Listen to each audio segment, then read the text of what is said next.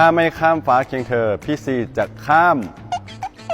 ดอกหญ้าไปเคียงเธอครับมันข้ามง่ายสุดแล้วมันแทบไม่ต้องข้ามแค่ก้าวข้ามเงี้ยข้ามภูเขาแฮมเบอร์เกอร์ครับเพราะว่าอยากกินระหว่างทางข้ามไปมันก็จะมีแฮมเบอร์เกอร์ชิ้นใหญ่กินทั้งหมดเลยแล้วเราก็ไปอ้วนแล้วก็ไปเคียงเธอครับถ้าไม่ข้ามฟ้าเคียงเธอพี่ซีจะข้ามดอกหญ้าไปเคียงเธอครับมันข้ามง่ายสุดแล้วมันแทบไม่ต้องข้ามแค่ก้าวข้ามเงี้ยข้ามภูเขาแฮมเบอร์เกอร์ครับเพราะว่าอยากกินระหว่างทางข้ามไปมันก็จะมีแฮมเบอร์เกอร์ชิ้นใหญ่กินทั้งหมดเลยแล้วเราก็ไปอ้วนแล้วก็ไปเคียงเธอครับ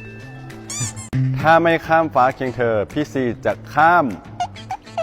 ดอกหญ้าไปเคียงเธอครับมันข้ามง่ายสุดแล้วมันแทบไม่ต้องข้ามแค่ก้าวข้ามเงี้ยข้ามภูเขาแฮมเบอร์เกอร์ครับเพราะว่าอยากกินระหว่างทางข้ามไปมันก็จะมีแฮมเบอร์เกอร์ชิ้นใหญ่กินทั้งหมดเลยแล้วเราก็ไปอ้วนแล้วก็ไปเคียงเธอครับ